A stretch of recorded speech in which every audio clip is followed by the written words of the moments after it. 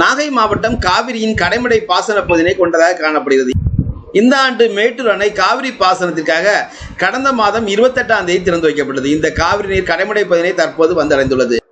இதனால் நாகை மாவட்டத்தில் சம்பா பருவ பணிகள் மும்முரமாக நடைபெற்று வருகிறது. நாகை மாவட்டத்தில் உள்ள கடைசி நீர்வழியான இறையான்குடி பாண்டவையாற்றில் வந்து சேர்ந்த காவிரி நீரை கடைமடை பாசனத்திற்காக திறந்து வைத்தார்கள். இதையடுத்து ஆர்ப்பரித்து ஓடிய காவிரி நீரை நெல்மணிகள் மற்றும் மலர் தூவி வரவேற்றார்கள். பெண்கள் கும்மி அடித்து பாட்டு பாடி நடனமாடி உற்சாகமாக கொண்டாடி மகிழ்ந்தனர். காவிரி நீர் கடைமடையினை வந்தடைந்தால் இந்த ஆண்டு 1,75,000 ஏக்கரில் மாவட்டத்தில் சம்பா சாகுபடி பணிகள் நடைபெறும் என எதிர்பார்க்கப்படுகிறது. இதன் மூலம் விவசாய தொழிலாளர்களும் விவசாயிகளும் அதிகம் பயன்பெறுவார்கள். வெளியிடங்களுக்கு வேலைக்கு செல்லும் விவசாய தொழிலாளர்கள் உள்ளூர்களில் விவசாய வேலைவாய்ப்பினை பெற்றுள்ளார்கள். காவிரி நீர் வரத்தினால் நாகை மாவட்டத்தில் விவசாயிகள் விதை தெளிப்பு மற்றும் உழவு பணிகளை தற்போது தொடங்கி மகிழ்ச்சியுடன் செய்து வருகிறார்கள். நாகையில் உள்ள அரசு உதவி பெறும் தனியார் கல்லூரியில் கல்லூரி சந்தை விழா தொடங்கி நடக்கப்பட்டது. இதில் மயிலாடுதுறை, வேலூர், திருவண்ணாமலை, விழுப்புரம், தஞ்சாவூர் உள்ளிட்ட தமிழகத்தின் பல்வேறு மாவட்டங்களிலிருந்து வந்துள்ள 50க்கும் மேற்பட்ட அரங்குகள் அமைக்கப்பட்டுள்ளது. இதில் மகளிர் சுய உதவிக்குழு அரங்குகளும் உள்ளன. கல்லூரி மாணவ மாணவர்களின் எண்ணத்திற்கு ஏற்ப கைவினைப் பொருட்கள், ஜூட் பேக்குகள், பேன்சி பேக்குகள் மற்றும் பாரம்பரிய உணவுப் பொருட்கள் போன்றவை கண்காட்சியில் வைக்கப்பட்டுள்ளது. மேலும் கல்லூரி மாணவிகளின் கைவண்ணத்தில் தயாரிக்கப்பட்ட முகந்தி மற்றும் கைவினைப் பொருட்கள் விற்பனைக்கு வைக்கப்பட்டுள்ளது. இதில் ஆயிரக்கணக்கான கல்லூரி மாணவிகள் கலந்து கொண்டு பொருட்களை விற்பனை செய்தும் வாங்கியும் மகிழ்ச்சி அடைந்தனர். இந்த கல்லூரி சந்தை விற்பனை கண்காட்சியினை மாவட்ட மகளிர் திட்ட அலுவலர் முருகேசன் மற்றும் அரசு துறையினர் தொடங்கி வைத்தனர். நாகை மாவட்டத்தில் கூட்டுறவுத்துறையின் மூலமாக நடைபெற்று வரும் பணிகளை மாநில கூட்டுறவு, உணவு மற்றும் நுகர்வோர் பாதுகாப்பு கூடுதல் தலைமைச் செயலாளர் டாக்டர் ஜெய் ராதாகிருஷ்ணன் நேரில் பார்வையிட்டு ஆய்வு செய்தார்கள்.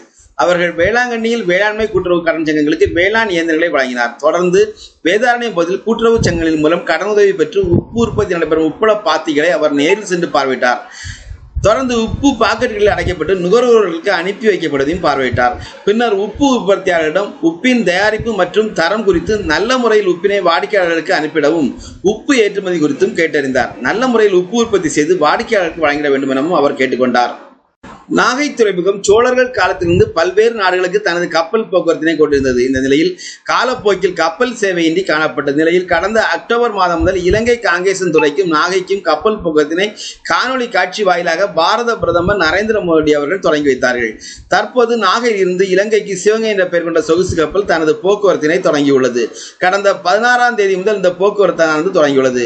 கப்பலில் பயணிகள் சேவைக்காக 15 பேர் கொண்ட குழுவினர் உள்ளனர். இந்த கப்பல் 2 அடுக்கு வசதிகளை கொண்டுள்ளது. முதல் தளத்தில் முதல் வகுப்பு பயணிகள் பயணிக்க சொகுசு இருக்கைகளுடன் கூடிய வசதிகள் செய்யப்பட்டுள்ளது. அடுத்த வகுப்பில் குளிர்சாதன வசதியுடன் கூடிய பயணிகள் பயணிக்க வசதிகள் செய்யப்பட்டுள்ளது. கப்பலில் பயணம் செய்வோர் கடலின் அழகை கண்டு ரசிக்கும் வகையில் இருபுறமும் பெரிய கண்ணாடிகள் அமைக்கப்பட்டுள்ளது. இதனால் பாக்சல சந்தியில் மீனவர்கள் மீன் பிடிப்பதை ரசித்து செல்லும் வகையில் இந்த கப்பலின் அமைப்பு காணப்படுகிறது. கப்பல் பயணிகளுக்கு தேவையான உணவு வகைகள் அங்கு ஏற்பாடுகள் செய்யப்பட்டுள்ளது. இதுபோல பல்வேறு பாதுகாப்பு அம்சங்களும் கப்பலில் உள்ளன. கப்பலில் பெரிய அளவிலான திரை வசதிகள் மற்றும் இதர ஆடியோ அமைப்புகளும் உள்ளன. கப்பல் முற்றிலும் குளிர்சாதன வசதியை கொண்டு காணப்படுகிறது.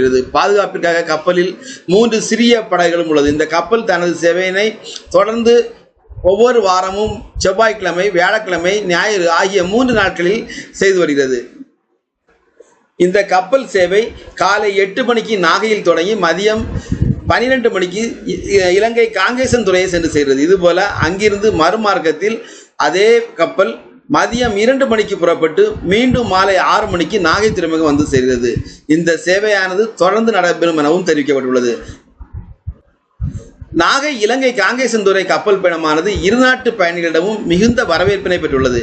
இதனால் இருநாட்டு நல்லுணர்வு மேம்பாடு அடைவதுடன் சுற்றுலா வளர்ச்சி வரும் என்பது மிகுந்த எதிர்பார்ப்பாக உள்ளது. கப்பலில் சுற்றுலா செல்பவர்களுக்கு தேவையான வசதிகளும் செய்து கொடுக்க பல்வேறு ஏற்பாடுகள் செய்யப்பட்டுள்ளன. சாதிக்க ஊனம் ஒரு தடையில்லை என்பதை உணர்த்தும் வகையில் ராமேஸ்வரம் முதல் சென்னை மெரினா கடற்கரை வரையிலான 600 கிலோமீட்டர் கடல் நீச்சல் பயணத்தினை 15 சிறப்பு நீச்சல் பயிற்சி பெற்ற மாற்றுத்திறன் படைத்த குழந்தைகள் மேற்கொண்டிருந்தனர்.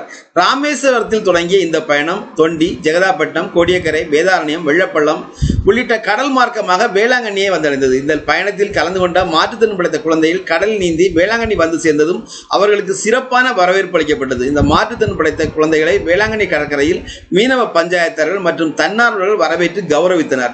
இந்த கடல் பயணத்தில் மாற்றுத்திறன் படைத்த குழந்தைகளின் உதவிக்காக 5 ஃபைபர் படகுகளில் பெற்றோர்களும் பயிற்சியாளர்களும் கடலில் பயணம் மேற்கொண்டிருந்தனர்.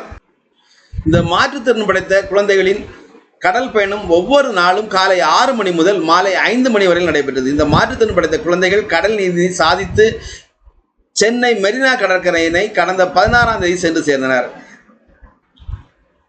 இதற்கான ஏற்பாடுகளை தமிழ்நாடு விளையாட்டு மேம்பாட்டு ஆணையத்துடன் இணைந்து செய்திருந்தனர். இதுபோல நீச்சல் பயணம் உலக சாதனை புத்தகத்தில் இடம்பெறும் வகையில் மாபெரும் நிகழ்வாகவும் அமைந்திருந்தது. நாகையில் இருந்து செல்வன் ஜெபராஜ்.